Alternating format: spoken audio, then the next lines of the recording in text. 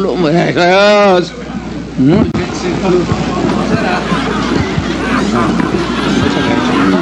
Sabi... Order please, order.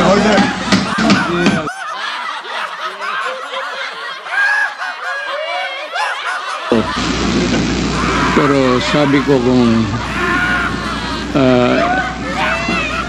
if I'm lying or if my statements are falsely stated, or if there is an iota of magbigti ako. So, in the same manner na kung magbigti ako si Trillanes, dapat magsabay rin sa akin. Okay, duly noted of your thoughts, Mr. President. Former Senator Trillanes, you're recognized. Maraming salamat, Mr. Chairman. Ito pong dokumentong ito po yung naging basis ko nung plunder case na final ko kay Duterte noong 2016. At ito po ay inimbestigahan ng Ombudsman at ang Deputy Ombudsman Arthur Carandang, and I think the Quadcom can invite him. Siya ang nag-conduct ng investigation. Humingi siya ng dokumento sa AMLAC at kinonfirm niya. And because of that, tinanggal ni Duterte si Deputy Ombudsman.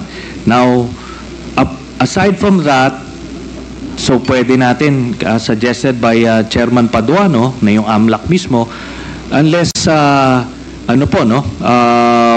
since hindi naman na siya incumbent, pwedeng ma-access yun with the waiver. Pero we've been there before. Nagsabi na yan siya na magbibigay siya ng waiver. Puro bluff yan.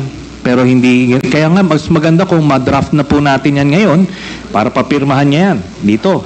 No? Para wala ng alibay. Pero ito po, I'll be presenting later on, Mr. Chairman, a video of his actual admission of these accounts. No? So, ito naman pong mga cheque na in-encash, in-extract lang namin from that long list. Mga managers' checks po yan. Hindi nawawala sa system po yan. And later on, exempted sa impeachment cases. Kaya pwede po lumabas yan, ipepresenta po yan. That's the smoking gun ng proceeds of the illegal drug trade ng Duterte crime family. Salamat po, Chairman. Thank you very much, Sir, I have to respond to it. This guy President, is with all due respect, I'll have to follow the rules. Yeah. I will give you time later, Mr. President. I will give you time later. Just so that we can put to rest this issue of waivers, because it's been going back and forth. Will the former president be okay that if we draft the waiver now, that it be signed today instead of tomorrow? Will you be fine with that, Mr. President? Anong kapalit, sir? Hindi. Sampalin ko siya sa publiko. Hindi, wala naman. Ngayon na.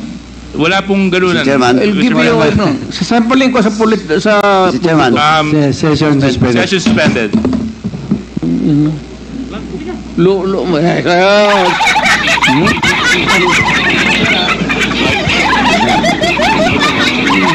Sabi...